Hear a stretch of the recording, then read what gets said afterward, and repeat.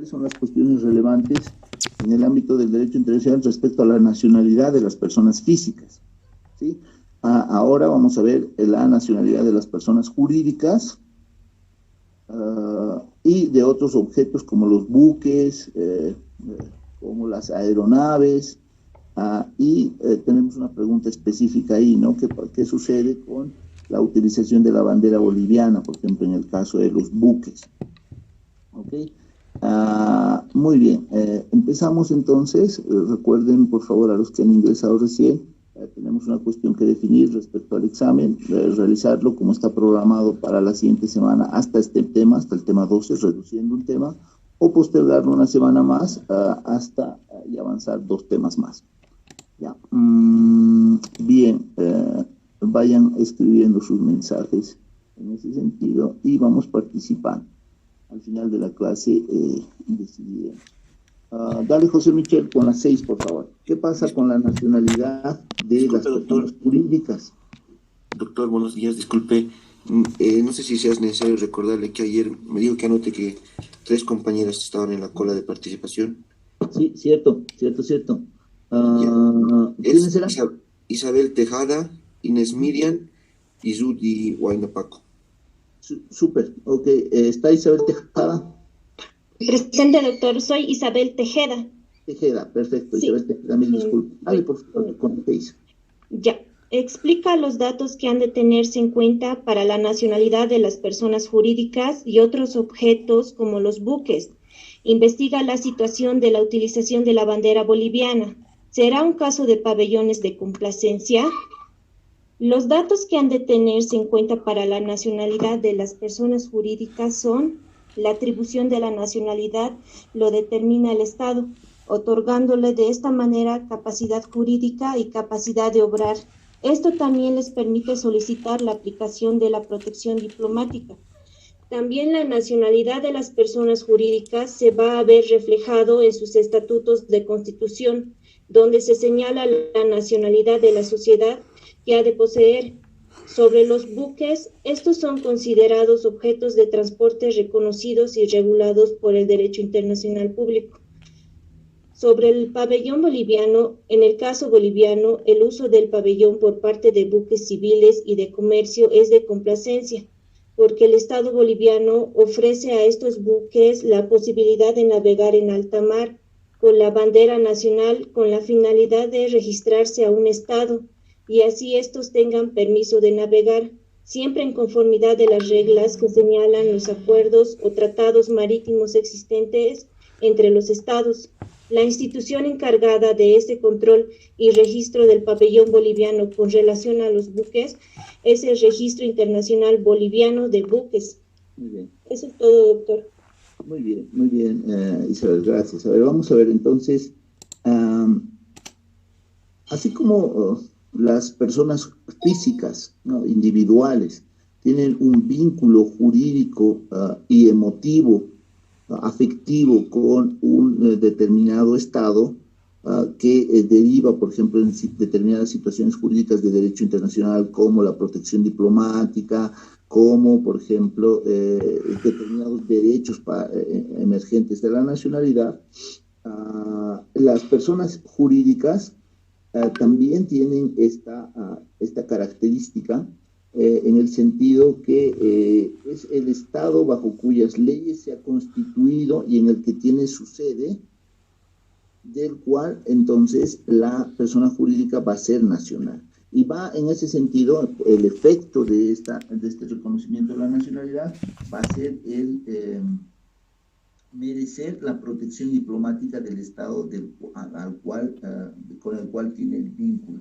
Esto se ha dado, por ejemplo, en el caso de la quiebra de una empresa constituida en Canadá, y se ha resuelto en la Corte Internacional de Justicia en el caso Barcelona Traction Light and Power Company Limited.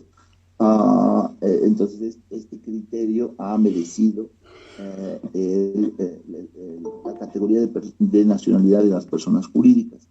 Asimismo, como ha dicho Isabel correctamente, los buques, ¿no?, los buques son objetos que tienen cierto vínculo con el Estado al cual, que reconoce su pabellón o bandera, y cuando estos buques no tienen una relación o una dependencia real con el Estado, se llaman pabellones de complacencia, como ha señalado, ¿no? Entonces, efectivamente, nosotros tenemos una institución descentralizada del Ministerio de Defensa que se llama el Registro Internacional de Buques, que tiene a su cargo esta función. Okay. ¿Qué más? Quisiera leer la jurisprudencia del Tribunal Internacional de Derecho del Mar respecto a ello, y nos dice que la finalidad de ello, ¿no?, es asegurar un respeto más eficaz por los estados del pabellón de sus obligaciones y no establecer criterios susceptibles de ser invocados por otros estados para impugnar la validez de la matriculación de buques en el estado del pabellón. En ese sentido, se trata de establecer de que haya una relación efectiva entre el buque y el Estado. Sin embargo, creo que como una percepción preliminar, ¿no?, sin hacer un estudio al fondo, parecería que respecto al Estado boliviano son simplemente pabellones de complacencia, y esto deriva en obligaciones también respecto a la nacional, al Estado boliviano. Vamos con las 7. Doctor, buen día. Sí, dale, Marcos. Quería hacer un pequeño aporte acerca de lo que es el Registro Internacional Boliviano de Buques. Dale, Marcos. Usted ha dicho, es una entidad descentralizada, pero actualmente el Registro Internacional de Buques, según el libro, decía que estos banderas de complacencia son aquellas que se caracterizan por un bajo control en cuanto a por parte del Estado que otorga la bandera. El Registro Internacional Boliviano de Buques actualmente cuenta con registradores marítimos, o sea, son como agentes que están en diferentes países que realizan este tipo de controles a todos los buques que enarbolan el pabellón boliviano. Y para poder acceder a este pabellón boliviano, lo que se hace es que estos buques tienen que cumplir ciertos requisitos. Y si no cumplen estos requisitos internacionales, no se les da la bandera boliviana. También es necesario indicar que si existe algún problema internacional, como por ejemplo un derrame de hidrocarburos, el Estado que ha otorgado la bandera también tiene cierta responsabilidad, puesto que estos controles son de vital importancia para que no puedan ocurrir estos siniestros. Entonces, como Estado reconocido sin litoral, de acuerdo a la Convención del Mar, Bolivia cumple solamente el rol de Estado de abanderamiento en estos buques. Los otros roles, como Estado rector del puerto, no los cumplimos porque tal vez no tenemos acceso soberano, no tenemos una costa marítima. Y también destacar que actualmente el Estado boliviano tiene más o menos 300 embarcaciones con bandera boliviana, tanto en el ámbito marítimo como en el ámbito de la hidrovía Paraguay-Paraná. Entonces, este tema de lo que respecta a las banderas de complacencia, a mí no me quedó muy claro, porque eso la verdad no lo había conocido, primera vez que escucho el término. Pero sí, como le digo, sí tenemos buques enarbolando el pabellón boliviano. Vale, muy bien, Marcos, muchas gracias por la información. A ver, entonces, habría que hacer un estudio, ¿no? Habría que hacer un estudio, simplemente como manifestaba en la respuesta, habría que ver si efectivamente, como sugiere el Convenio sobre el Derecho del Mar de 1982, existen relaciones auténticas de dependencia real entre el buque y la bandera, ¿no?, y el pabellón o bandera autorizada por un Estado. Marcos nos dice con mayor información que existen unos registradores, ¿no? Me imagino que estos registradores son de derecho privado, no conozco, y que estos registradores efectúan el control y la relación efectiva en representación del Estado boliviano. Es muy probable, no lo conozco, y lo que sí conozco son algunas noticias simplemente, ¿no?, de medios de comunicación en los cuales aparecían ciertas denuncias contra barcos que poseían o que estaban detentando la bandera nacional y estaban efectuando algunas actividades ilícitas. Entonces, puede ser que efectivamente haya este control. Habría que hacer un estudio profundo al respecto.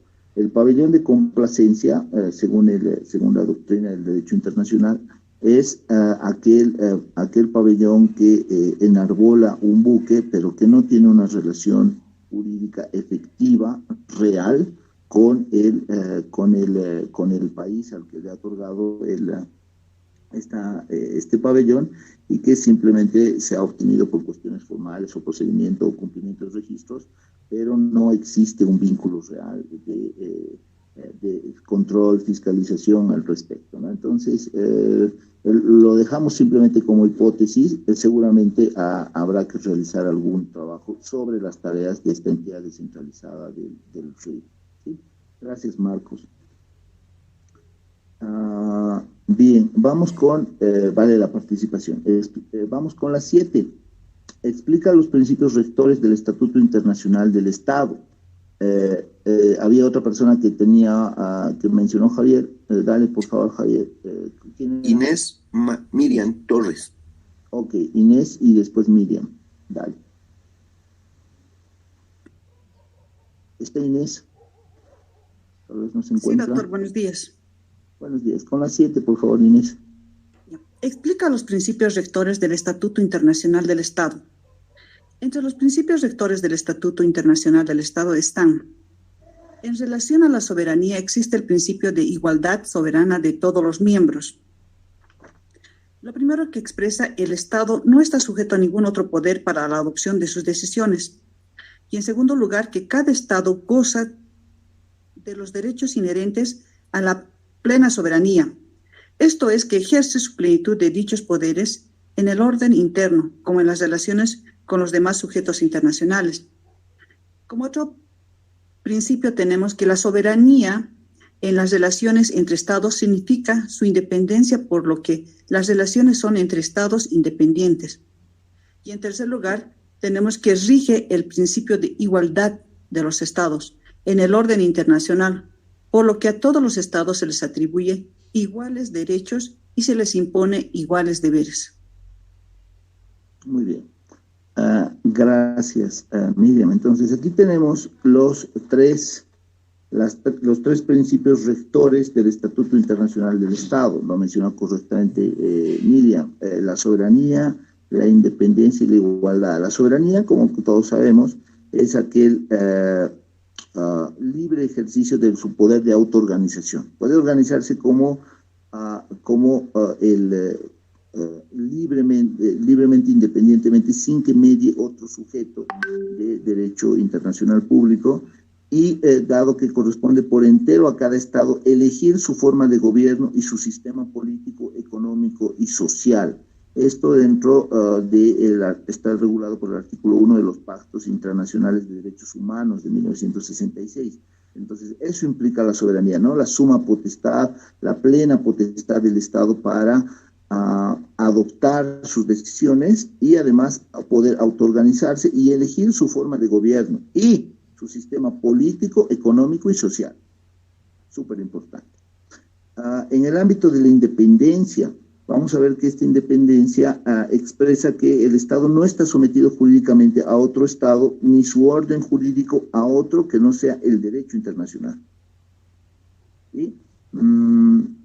Eso es básicamente la independencia. Y la igualdad es una relación, es un carácter relacional en el sentido en el que formalmente, ¿no? Es que hay que reconocerlo esto, hasta ahí ha llegado el derecho internacional, formalmente reconoce una igualdad de derechos, igualdad de obligaciones desde el ámbito del derecho internacional, ¿no? Entonces, la resolución 2625 que hemos visto en la Asamblea General de las Naciones Unidas, que es estructural para el derecho internacional, refiere a la igualdad soberana de los Estados.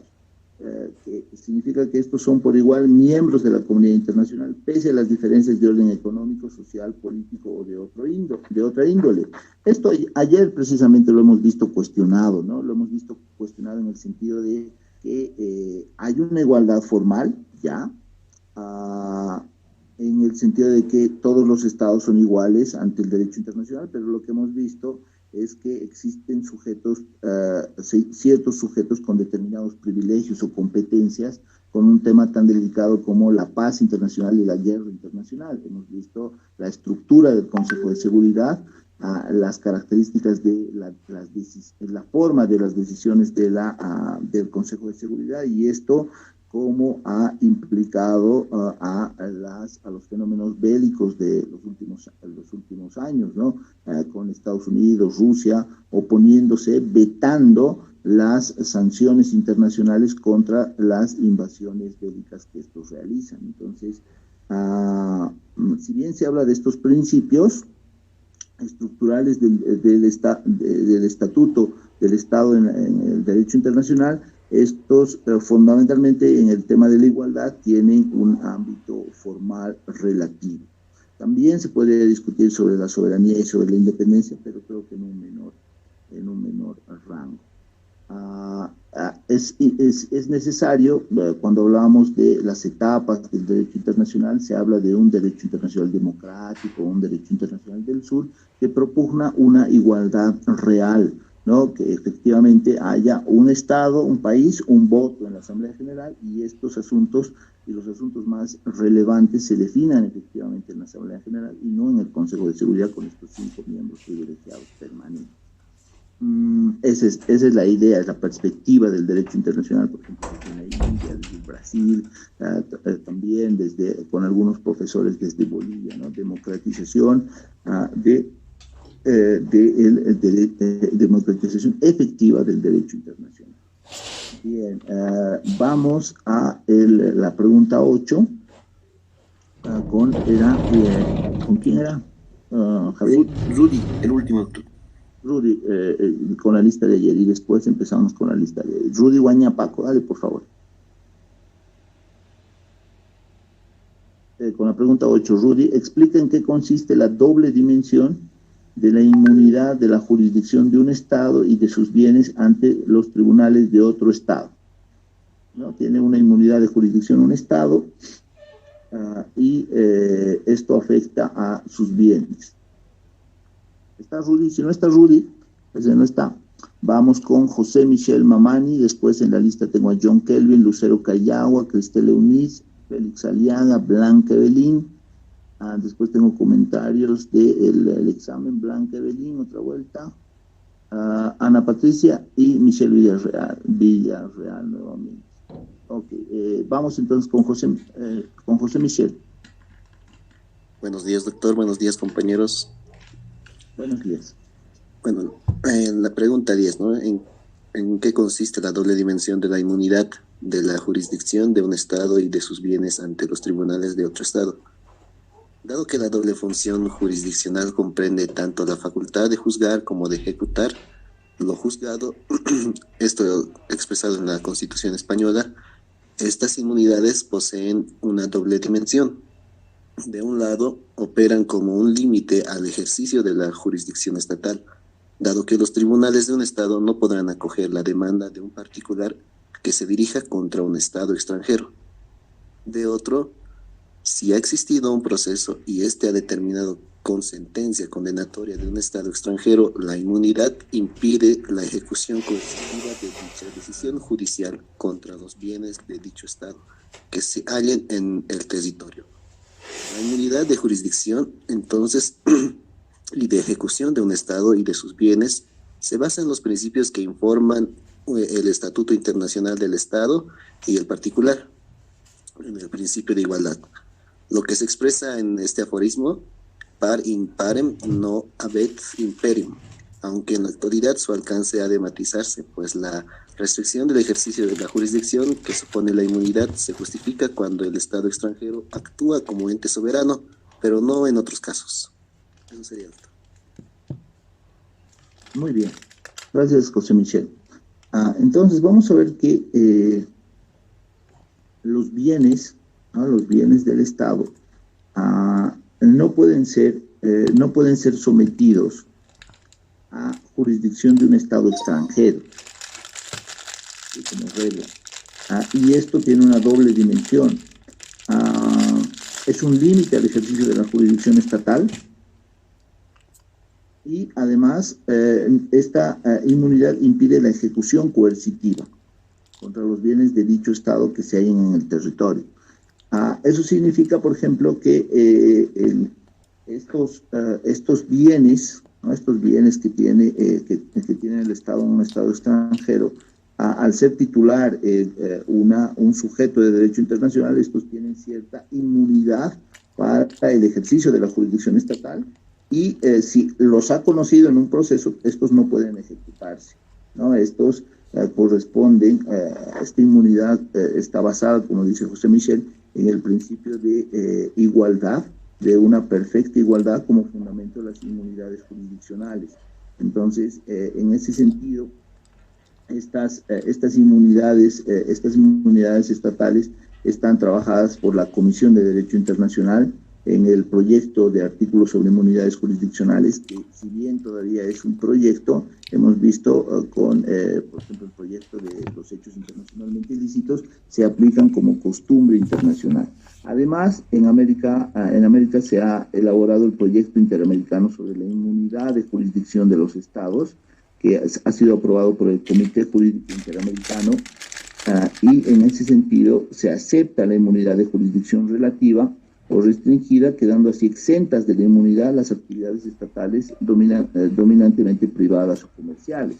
Entonces las públicas efectivamente entran en el ámbito de la inmunidad en el proyecto de América aprobado por el Comité Jurídico Interamericano. Eso es. Bien, vamos, si no hay alguna duda, vamos a ver la 9 con John Kelvin Candia. ¿Cómo se regulan las inmunidades estatales desde la normativa universal, regional, americana y nacional? Vamos con John Kelvin. Buen día, doctor. Buen día, compañeros. La pregunta 9. ¿Cómo se regulan las inmunidades estatales desde la normativa universal, regional, americana y nacional? En el ámbito universal, los trabajos concluyeron con la adopción del 1991 del proyecto de los artículos sobre las inmunidades jurisdiccionales de los estados y sus bienes.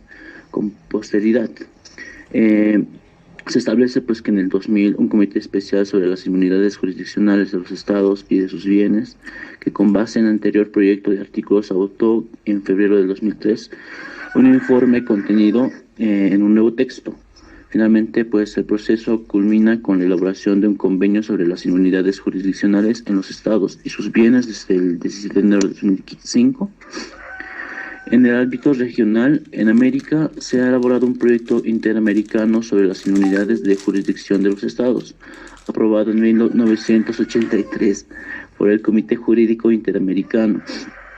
Y por último, de la nacional, desde hace más de 2 décadas se registra un incremento de legislaciones nacionales en esta materia, especialmente en los países de tradición anglosajona, que indica con la ley estadounidense de inmunidades soberanas extranjeras en 1976, doctor.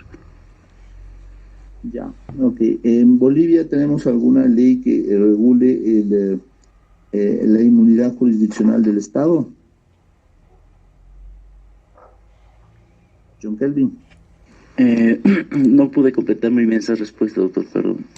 Ya, ok. No tenemos en Bolivia regulada una ley específica sobre esto de la inmunidad de jurisdicción, ¿no? Simplemente aplicamos el derecho consuetudinario aprobado por el Comité Jurídico Interamericano y la Comisión de Derecho Internacional. Bien, vamos con la última pregunta de este cuestionario, la 10,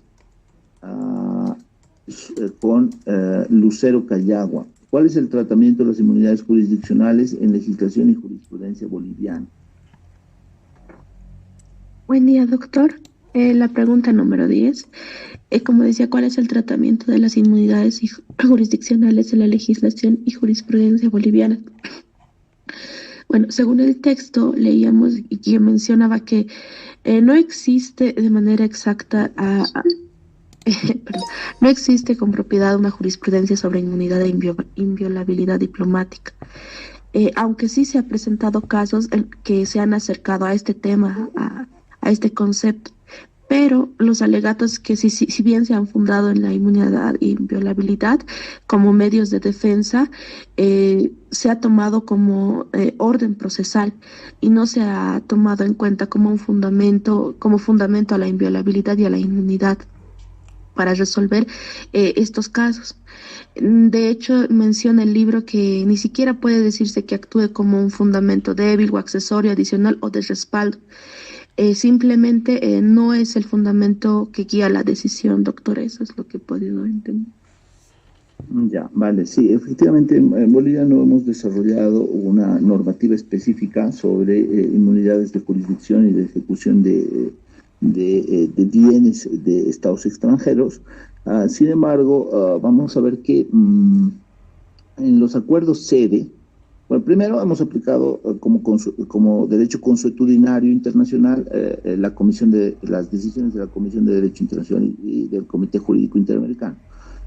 Uno. Dos, vamos a ver que en los acuerdos internacionales que Bolivia suscribe con otros estados y con organizaciones internacionales, acuerda, ¿no?, conviene que el Estado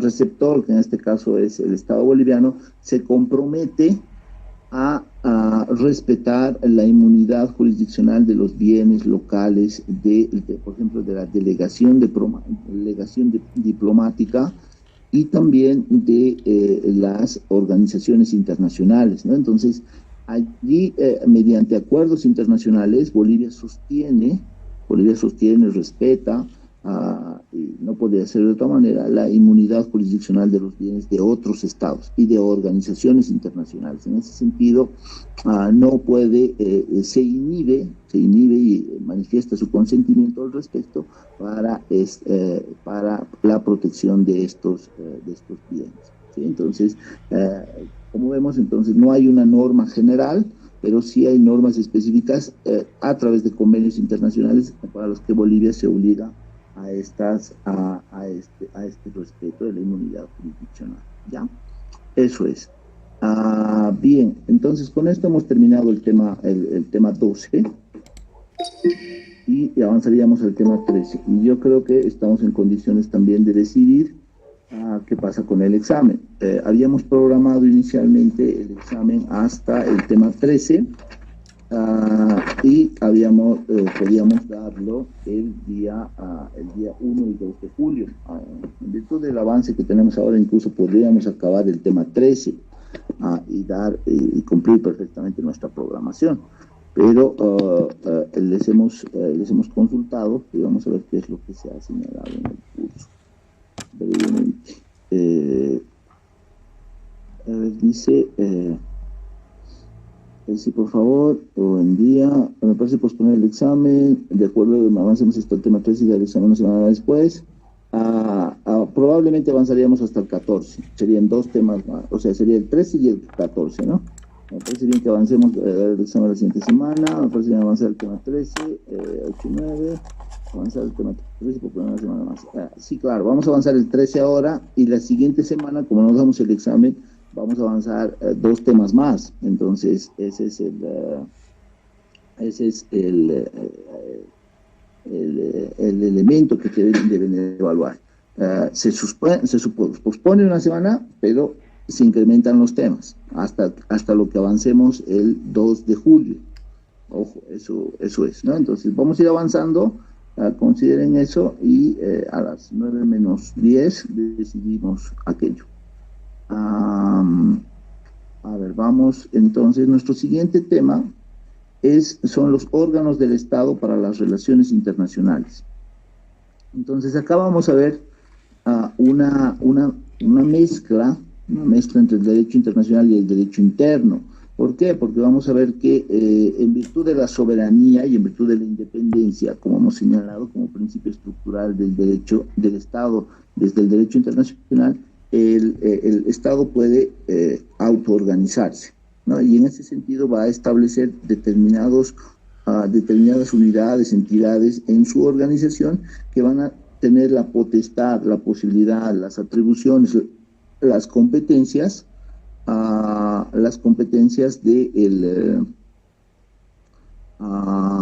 sostener relaciones internacionales. Eso es lo que vamos a ver hoy. He recibido, voy a ver cuántos cuestionarios, 39 cuestionarios. Voy a abrir el cuestionario de John Kelvin. Y vamos, ¿cuáles son los órganos del nivel central del Estado y de las entidades territoriales autónomas en Bolivia para sostener relaciones internacionales?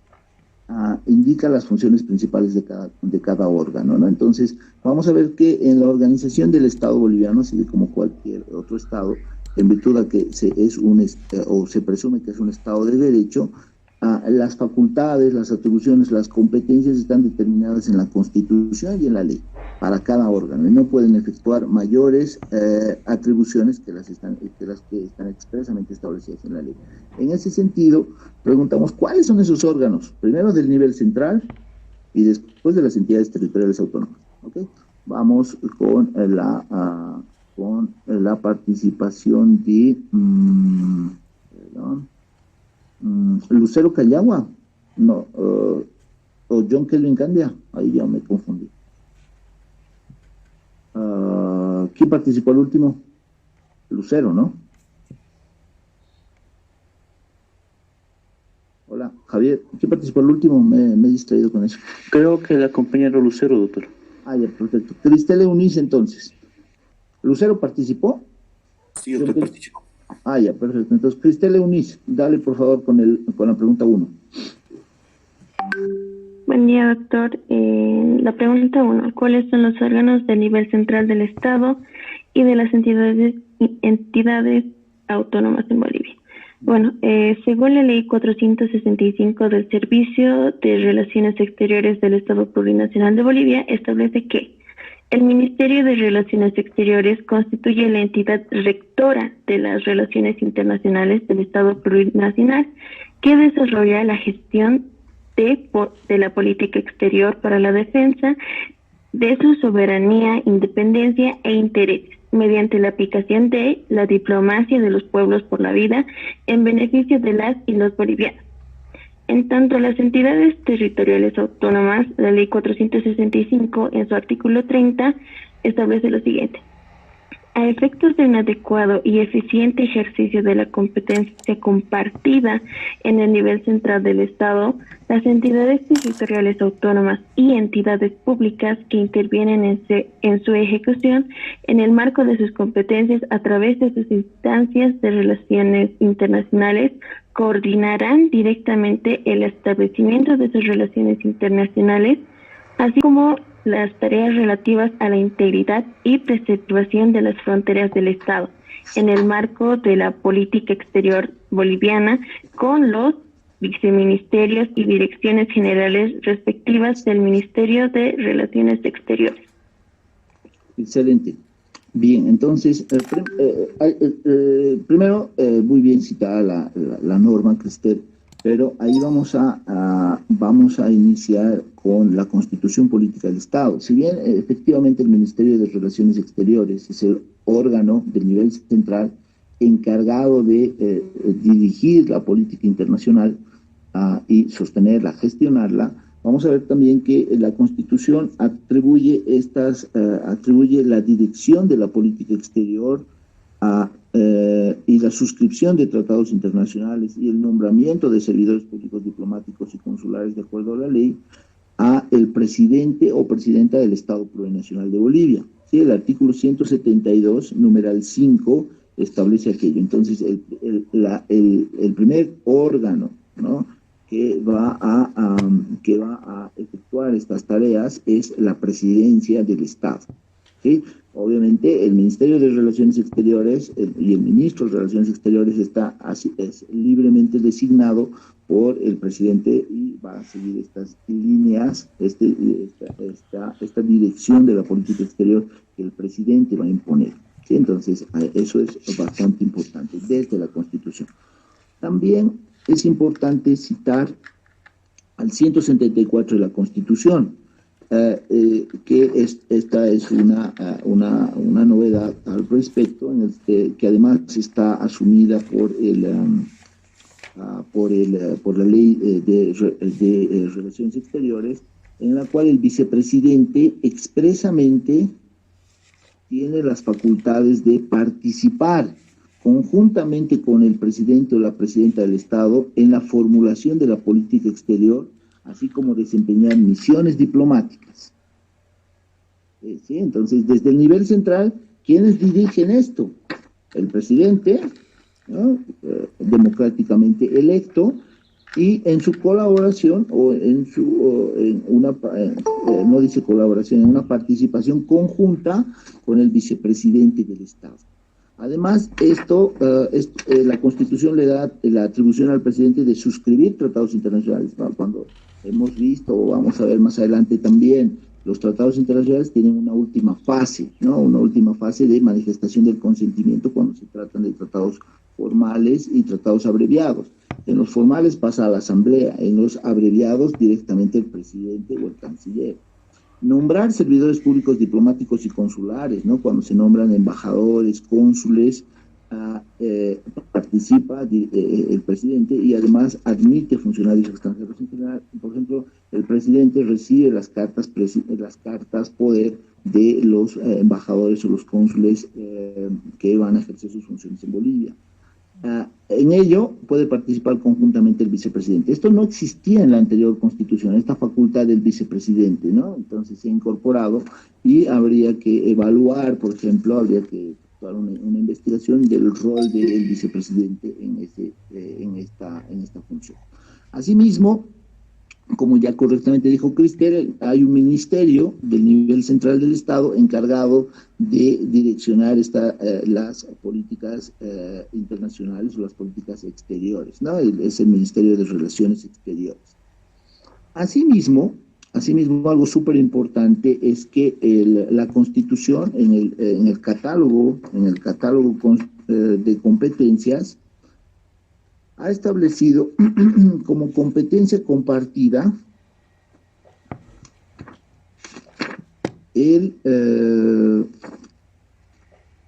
las relaciones exteriores. Espérenme un momento que ubico esto.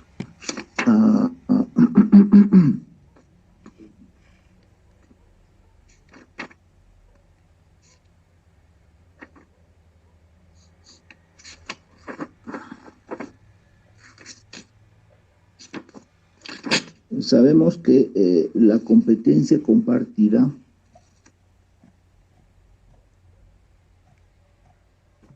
es una competencia que debe ser, primero, reconocida en la Constitución. Segundo, debe ser desarrollada por una ley nacional y posteriormente por leyes autonómicas, ¿sí? Entonces, cuando hablamos de competencia compartida, hablamos de aquellas sujetas a una legislación básica de la Asamblea, la Ley de Relaciones Exteriores de Entidades Territoriales Autónomas cumple esta función, cuya legislación de desarrollo corresponde a las entidades territoriales autónomas. Y en ese sentido vamos a ver que existen diferentes entidades territoriales autónomas, como la Gobernación de Cochabamba, Santa Cruz, La Paz, y algunos municipios tienen leyes de relacionamiento internacional, ¿sí? Y la competencia compartida específicamente está en el numeral 5 del artículo 299, que dice: las siguientes competencias se ejercerán de forma compartida entre el nivel central del Estado y las entidades territoriales autónomas. 5. Relaciones internacionales en el marco de la política exterior del Estado. ¿Ya qué significa eso? Que las entidades territoriales autónomas, entiéndase gobernación, municipio, autonomías regionales, autonomías indígenas, originarias y campesinas, pueden tener en su estructura órganos que sostengan relaciones internacionales con otras entidades territoriales, otros gobiernos locales de otros países, en el marco siempre de la política exterior del Estado, que es una competencia privativa del nivel central del Estado. Esto es sumamente nuevo en la Constitución y en la práctica del Estado boliviano. Entonces vamos a ver ahí, por ejemplo, no sé, algunos convenios entre el gobierno municipal de Cochabamba y el gobierno regional, por ejemplo, de Bérgamo en Italia, donde hay un montón de ciudadanos bolivianos y fundamentalmente cochabambinos, ¿no? Entonces, para la protección de estas personas. Entonces, vamos a ver que se ha extendido con la nueva constitución, entre comillas, a estos órganos y estas funciones. También ha llegado al ámbito autonómico las relaciones internacionales. Bien, vamos a ver adicionalmente que también están conformadas, pues, en el ámbito de las relaciones exteriores, las misiones diplomáticas y los consulados. Entonces vamos a ver eso enseguida en las siguientes preguntas. Vamos con Félix Aliaga con la 2.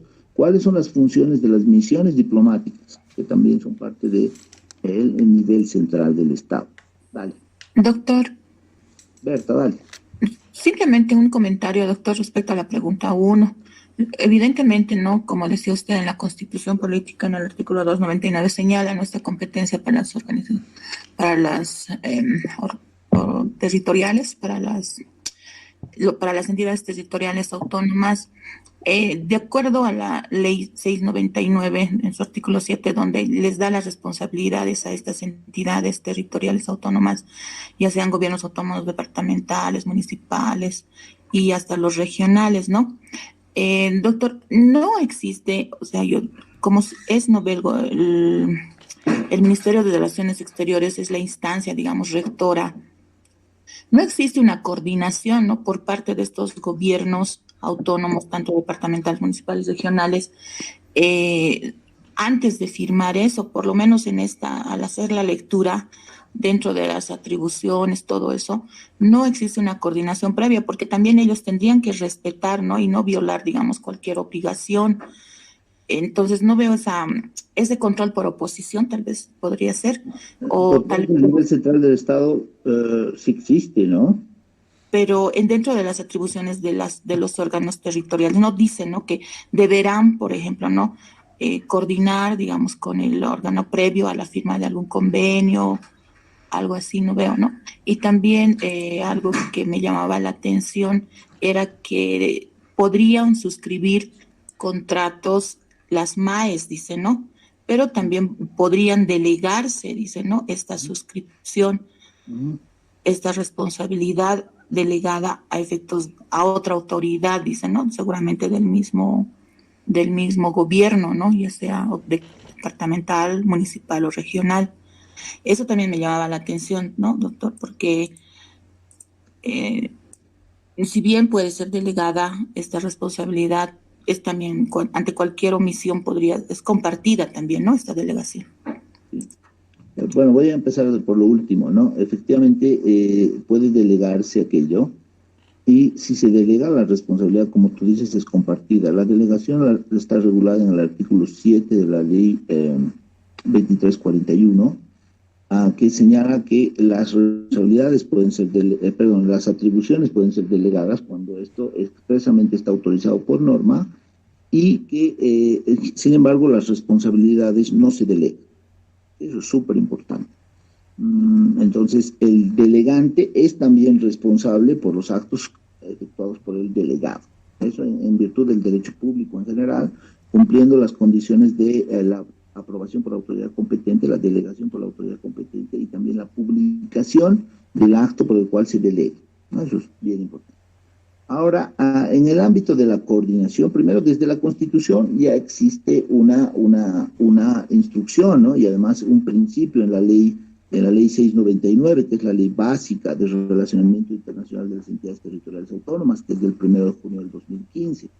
Primero, desde la Constitución te dice, vamos a compartir la competencia de relaciones internacionales, pero en el marco, te dice, ¿no?, el 299, en el marco de la política exterior del Estado. Es decir, no puedes salirte, por ejemplo, de la planificación general del Estado, 1, y 2, de la planificación específica de las relaciones internacionales que sostiene el Ministerio de Relaciones Exteriores como órgano rector. No puede, ¿sí? Y además en la ley se establece en el artículo 4 un principio. un principio legal que dice: en el marco de la política exterior del Estado Plurinacional de Bolivia, el relacionamiento internacional de las ETAs se rige por los siguientes principios generales. Coordinación. Primero, ¿no? Para empezar. Relación armónica, ¿qué significa esta coordinación? Relación armónica de las entidades territoriales autónomas y el nivel central del Estado, base de su relacionamiento internacional. ¿Ok? Para empezar. ¿Sí? Entonces, sí desarrolla la ley, primero la ley 699 y después las leyes de las ETAs, regula la coordinación que tienen con el nivel central del Estado. Y, por ejemplo, cuando va a suscribir estos convenios, las entidades territoriales autónomas deben enmarcarse en la política exterior. Por ejemplo, en el artículo 11 de esta ley, que deben leer ustedes, vamos a tener el procedimiento. Requisitos. Para la suscripción de acuerdos interinstitucionales de carácter internacional de las ETAs, deberán cumplirse los siguientes requisitos. A. Enmarcarse en la política exterior boliviana. ¿Sí? 1. Entonces, ahí tienes una obligación sustantiva de la ETA, lo que tú extrañabas, Berta, que me parece muy bien, que nos permite además a incrementar esta explicación. David no escucha, ¿todos los demás escuchan? ¿Estás escuchando, Berta? Sí, doctor, lo estoy escuchando perfectamente. Perfecto. Es problema de David, entonces. A ver, además, el C del 11, del requisito para suscribir un acuerdo internacional de una ETA, nos dice acreditar previamente la conformidad expresa del Ministerio de Relaciones Exteriores que habilita su negociación, suscripción o modificación según corresponda. Entonces ahí lo tienes súper expreso. Antes de firmar un acuerdo marco o un instrumento internacional, antes de firmar un acuerdo interinstitucional de carácter internacional, las ETAs deben tener el acuerdo, la conformidad expresa, escrita, del Ministerio de Relaciones Exteriores. O sea, no firman independientemente. ¿Sí? Entonces, eso está expresamente en la ley 699 y también lo he visto en las leyes departamentales y municipales para aquello, ¿no? Y el 12 es súper claro, ¿no? Voy a leerlo. Conformidad expresa del Ministerio de Relaciones Exteriores. Las ETAs, a objeto de la negociación, suscripción o modificación de los instrumentos de relacionamiento internacional, deberán solicitar previamente ante el Ministerio de Relaciones Exteriores la conformidad expresa. La solicitud ante el Ministerio de Relaciones Exteriores deberá estar acompañada de informes técnicos y jurídicos respaldados con antecedentes que los justifiquen. Revisados los antecedentes, el Ministerio de Relaciones Exteriores, previo informe motivado, aceptará, rechazará o requerirá las complementaciones necesarias de la solicitud a objeto de emitir la conformidad expresa si corresponde, ¿no? Entonces, esto ya establece la ley básica, ¿sí? Entonces, esto obviamente es obligatorio para las ETAs y también lo asumen así en su legislación. Entonces, no podemos decir que no hay un nivel de coordinación o no hay un nivel de control del nivel central del Estado, cuando además esto se da en casi todas las áreas en las cuales el Estado o la Constitución ha otorgado ciertas atribuciones y ciertas competencias a las ETAs. Y bien se han otorgado estas competencias, el nivel central del Estado se ha establecido niveles de control centralizados. Se discute muchísimo esto en el derecho público autonómico, ¿no? O sea, te doy autonomía, pero te controlo y coordino, ¿no? Algo parecido ha sucedido en el ámbito tributario, ¿no? Hay una competencia, incluso ni siquiera es compartida, es exclusiva de las entidades territoriales autónomas para sancionar leyes tributarias, para crear tributos. Pero un ratito, voy a crear una cosa que se llama la autoridad fiscal. Creo la autoridad fiscal y va a controlar y necesita su informe previo. Más aún, para relaciones internacionales, ¿no? Desde la ley básica, como competencia compartida, ya se establece esta necesidad. Entonces, eso es. Por favor, revisen, si no lo han revisado, porque parte de la tarea era revisar la ley 699 para completar esta idea, ¿no? Y cómo se relaciona. Y eso es. No sé si te queda claro, Berta. No, entendido, doctor, muy claro. Gracias. Ok, no, gracias a ti por las preguntas o por los comentarios siempre. Dale, Félix, por favor, la última intervención del día de hoy. Después nos ponemos de acuerdo y establecemos las reglas claras para lo del examen. ¿Cuáles son las funciones de las misiones diplomáticas, Félix? Buen día, doctor. Las funciones de las misiones diplomáticas son las siguientes. 1. Representar al Estado acreditado ante el Estado receptor, que comprende las más variadas modalidades de la actividad exterior del Estado acreditante permitidas por el ordenamiento internacional y que convierte a este ipso facto en un sujeto pleno internacionalmente reconocido. 2. Proteger en el Estado receptor los intereses del Estado acreditante y los de sus nacionales, dentro de los límites permitidos por el derecho internacional. 3. Negociar con el Estado receptor. El ejercicio de la función negociadora no se agota en el estricto sentido de la celebración de un tratado internacional, sino que comprende las modalidades más amplias para la solución de cualquier tipo de conflicto entre ambos estados, incluyendo los de carácter político y los que afecten a intereses generales y más o menos abstractos. Previene conflictos o busca la solución pacífica. 4. Enterarse por todos los medios lícitos de las condiciones y evolución de los acontecimientos en el Estado receptor e informar sobre ello al gobierno del Estado acreditante. Es necesario observar rigurosamente las legislaciones del Estado receptor sobre materias reservadas o secretas. Y como último punto, fomentar las relaciones amistosas y desarrollar las relaciones económicas, culturales y científicas entre el Estado acreditante y receptor. Fomento de la cooperación que viene a sintetizar en clave positiva y global para contribuir al desarrollo de las relaciones amistosas entre las naciones, cumpliendo fundamentalmente la función de paz en observancia al respeto al derecho. Eso es todo, doctor. Gracias. Muy bien, Félix. A ver, entonces, las misiones diplomáticas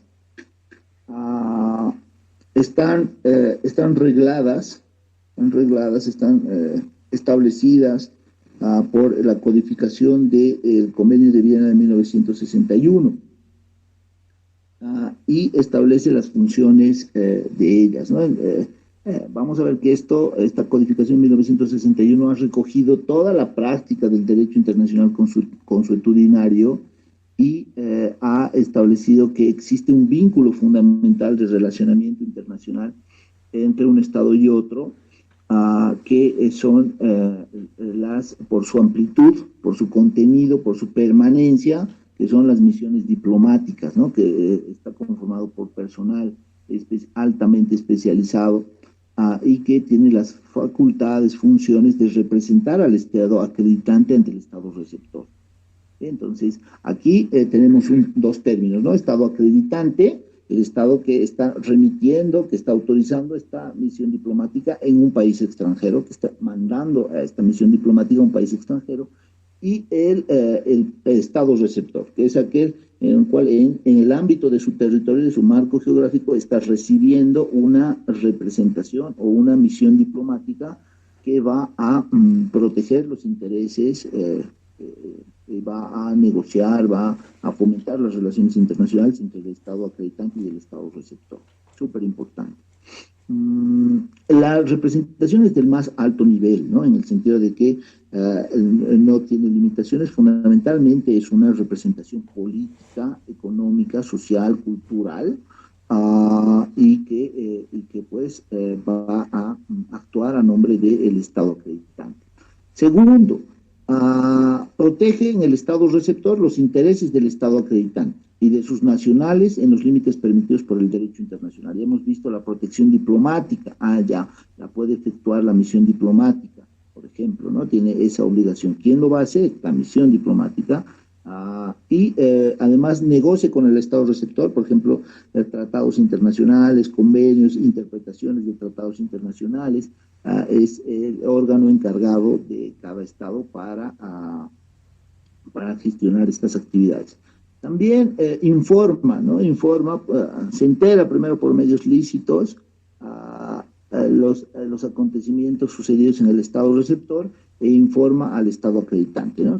Es un medio de comunicación oficial entre el Estado acreditante y el Estado receptor, ¿no? Es importante aquello para que el Estado acreditante tome decisiones respecto a la situación económica, política de sus ciudadanos y del Estado frente a este otro sujeto de derecho internacional.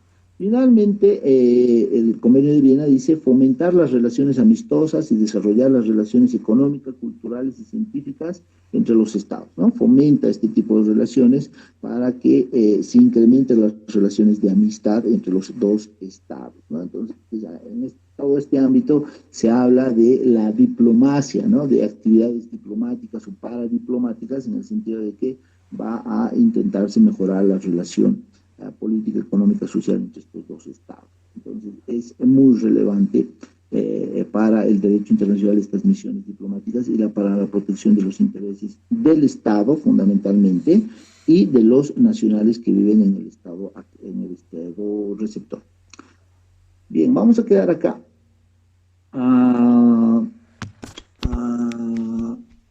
Y vamos a definir el tema del examen.